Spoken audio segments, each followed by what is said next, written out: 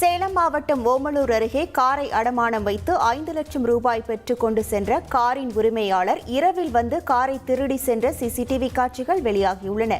தருமபுரி மாவட்டம் பாப்பிரெட்டிப்பட்டியை சேர்ந்த அருண் என்பவர் பினான்ஸ் நிறுவனத்தில் தனது மஹேந்திரா ஜீப்பை அடமானம் வைத்த நிலையில் அடமானம் வைத்த ஜீப்பை நள்ளிரவில் வந்து திருடி சென்றுள்ளார். இதுகுறித்து சிசிடிவி ஆதாரத்துடன் பினான்ஸ் நிறுவனம் சார்பில் புகார் அளிக்கப்பட்டுள்ள நிலையில் போலீசார் வழக்கு பதிவு செய்து விசாரித்து வருகின்றனர்.